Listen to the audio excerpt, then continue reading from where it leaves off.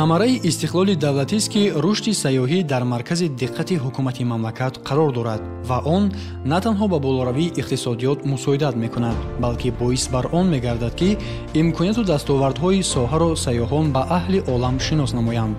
яъне тавассути рафтуомади онҳо Тоҷикистон ба ҷаҳон ва ҷаҳон ба Тоҷикистон бештар шинос мешавад ва дӯстиву ҳамкории давлату миллатҳо пояндатар мегардад.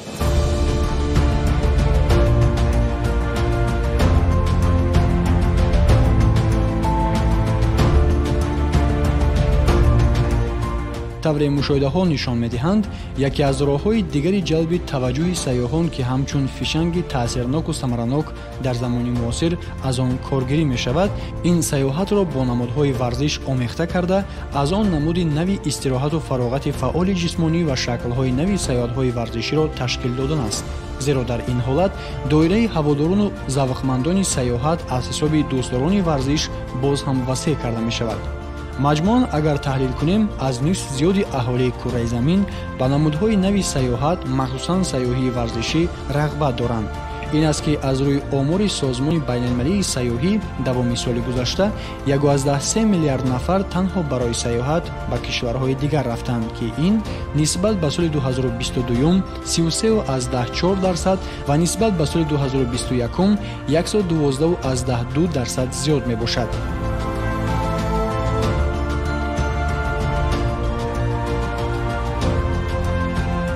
кумитаи рушди сайёҳӣ назди ҳукумати ҷумҳурии Тоҷикистон тӯли 7 соли фаъолияти худ тавонист то андозае рушди соҳаи сайёҳиро дар мамлакат ба як низоми муайян дароварда, сар карда заминаҳои асосӣ барои тарғибу ташвиқи маконҳои сайёҳӣ то ба татбиқи барномаву стратегияҳои давлатӣ як қатор корҳои назаррасро анҷом диҳад.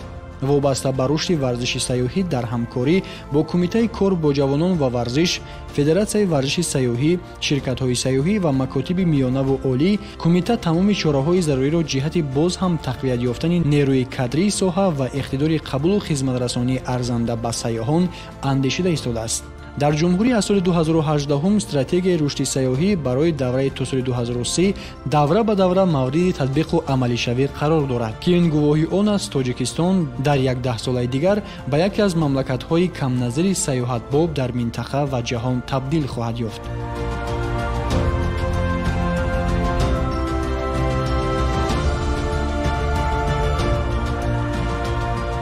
аз рӯи маълумотҳо танҳо барои иштирок дар чемпионати Аврупо 2024 зиёда аз 20 миллион нафар мухлисони футбол ба Олмон рафтанд. ин дар ҳолест ки дар Тоҷикистони сол ба сол теъдоди баргузории мусобиқаҳои сатҳи баланди байналмилалӣ зиёд шуда истодааст. ва инак соли дуюм аст ки Федератсияи варзиши сайёҳии Тоҷикистон дар кишвар фаъолият дошта, то ба имрӯз чандин мусобиқаҳои сатҳи ҷумҳуриявиро ташкил намудаву дар чандин мусобиқаҳои байналмилалӣ дастаи мунтахаби Тоҷикистонро намояндагӣ кардааст. дар ин муддат варзишгарони тоҷик аз рӯи намуди варзиши сайёҳӣ дар 6 мусобиқаи байналмилалӣ иштирок намуда, соҳиби 2 медали нуқра ва 20 медали биринҷӣ гардиданд.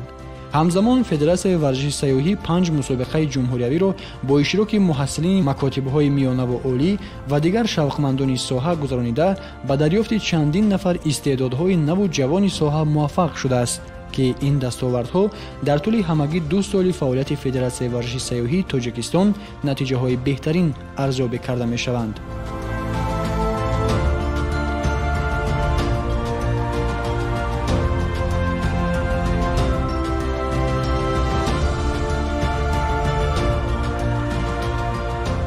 аз ҷумла аз 23 то 30 майи соли 2024 ҷоми ҷаҳон оид ба сайёҳии варзишӣ аз рӯи намуди пиёдагардӣ ва велосипедронии масофавӣ дар ҷумҳурии Ӯзбекистон дар пойгоҳи варзишии сайёҳии Бахмал миёни варзишгарони 6 кишвар Федератсияи Россия, ҷумҳуриҳои Ӯзбекистон, Тоҷикистон, Қазоқистон, Беларусия ва ҷумҳурии исломии Покистон баргузор гардид. дастаи мунтахаби Тоҷикистонро дар умум 20 варзишгар намояндагӣ кард, ки 7 нафарашон духтарон мебошанд.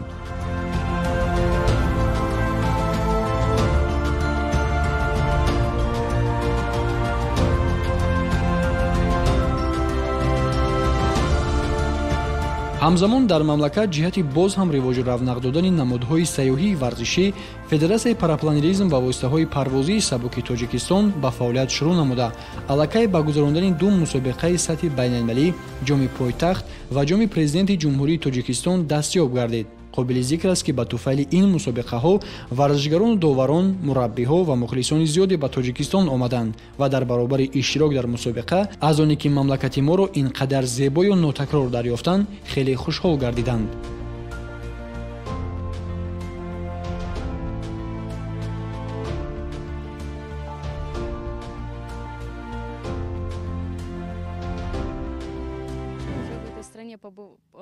ба тоҷикистон ман маротибаи дуюм аст ки меоям. соли гузашта ҳам дар мусобиқа иштирок карда будам.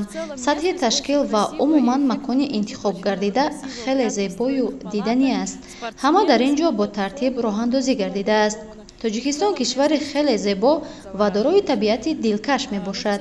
ман ба кӯҳҳои тоҷикистон ҳанӯз соли гузашта дил баста будам ва ростӣ то ба ин ҳад кӯҳҳои зиёду баланд ва нотакрорро ҳеҷ куҷои дигар надидаам. тоҷикистон кишвари кӯҳҳост.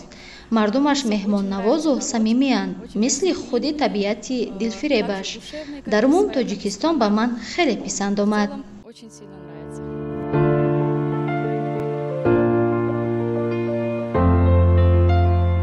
боиси таъкид аст ки барои рушди сайёҳии варзишӣ дар мамлакат тамоми имкониятҳо мавҷуд мебошад ва метавон ҳатто бо роҳандозии мусобиқаҳои байналмилалӣ ва даъвати варзишгарон аз давлатҳои зиёдтар таваҷҷӯҳи ҷомеаи ҷаҳониро ки қисми бештарашонро мухлисони варзиш ташкил медиҳанд ба кишварамон ҷалб кард. зеро дар пайи роҳандозии чунин мусобиқаҳо барномаҳои экскурсионии махсус низ ба меҳмонон аз тарафи кумитаи рушди сайёҳӣ, шуъбаи рушди сайёҳии пойтахт ва як қатор ширкатҳои сайёҳии ватанӣ таҳия карда мешавад ки барои тарғиби маконҳои диданбобу ҷолиби тоҷикистон ба сайёҳон заминаҳои устувору таъсирнок фароҳам меорад, чун дар як вақт меҳмонон бо фарҳангу тамаддун ва муомилаю меҳмоннавозии тоҷикона ошноӣ пайдо мекунанд. варзиш муаррифгари ҳар як миллату ҳар як сарзамину ҳар як кишвар аст. пас мо мисол мусобиқаи байналмилалӣ мегзаронем, меҳмонони хориҷи кишварро даъват мекунем. дар вақти даъват кардан вақте ки меоянд мо ба онҳо мисол зебоӣ, ҷойҳои таърихӣ ё дигар чизҳое ки барои мо муҳим аст барои онҳо бурда нишон медиҳем. онҳо мебинанд, мисол азои ваҷд мебаранд, як лаззат мебаранд, барои онҳо як чизи хотирмон аст.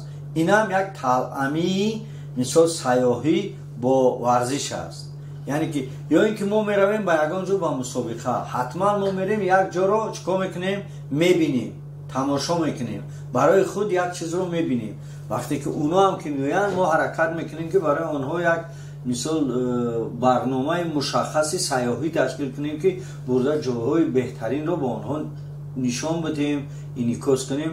бо ин восита бигӯем ки мо дар ҷумҳурии тоҷикистон манам хел чунин ҷойҳои хеле ҳам сайёҳибоби хуб дорем ва метавонем ки шумоёнро ҳамеша даъват кунем.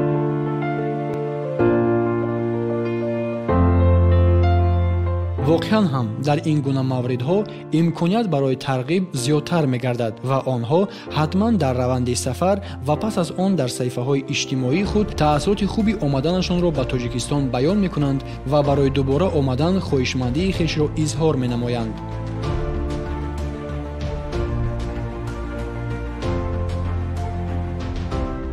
тоҷикистон бисёр мамлакати зеббоз ва мардумаш меҳмондӯст мебошанд. мо шунидем ки дар ин мавзеъ бабри барфӣ сукунат дорад. ният дорам ки бори дигар ба ин кишвари афсонавӣ биёям ва зебоиҳояшро бештар тамошо кунам.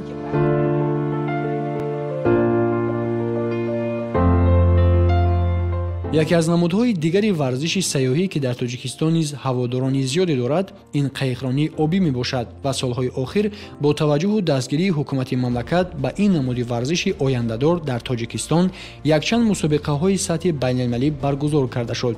федератсияи қайиқронии тоҷикистон тавонист дар ҳамкорӣ бо дигар сохторҳои марбут дар баробари ташкилу иштирок дар мусобиқаҳои байналмилалӣ наврасону ҷавонони ҳавасмандро омӯзонида барои минбаъд ташкилу иштирок дар мусобиқаҳои ҷумҳуриявию байналмилалӣ омода намояд ва тими мунтахаби тоҷикистонро ташкил диҳад. тоҷикистон ки кишвари дорои захираҳои бузурги обӣ мебошад, рушди ин намуди варзиш дар тавъамӣ бо сайёҳат барои инкишофи ҳамаҷонибаи намудҳои сайёҳии варзишии қайғронӣ обӣ низ имконият фароҳам меорад.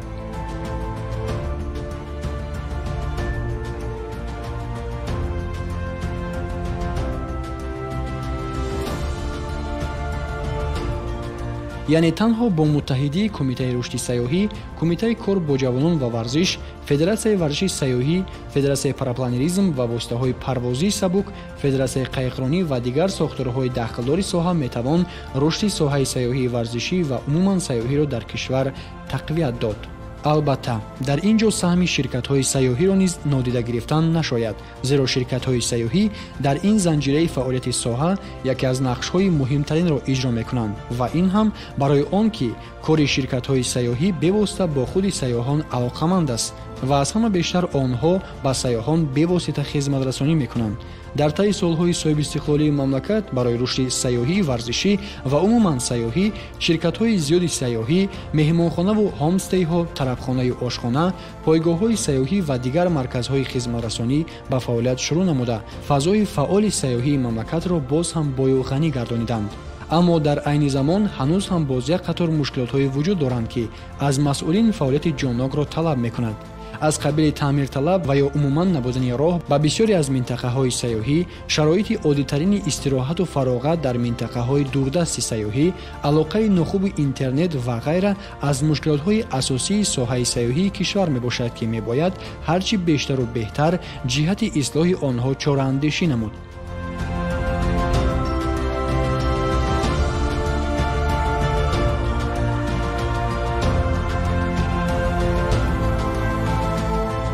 ҳамин тавр гуфтан ба маврид аст ки барои рушди тамоми намудҳои сайёҳии варзишӣ дар кишвар имкониятҳои табиию иқлимӣ ва геологӣ мавҷуд мебошад. рушди соҳаи сайёҳии варзишӣ дар мамлакат маънои рушди мукаммал ва ҳамаҷонибаи сайёҳиро дорад. бинобар ин талош барои фароҳам овардани шароиту инфрасохтор шарти асосии расидан ба ин ҳадафҳои стратегияи рушди сайёҳӣ дар ҷумҳурии Тоҷикистон барои давраи то соли 2030 мебошад.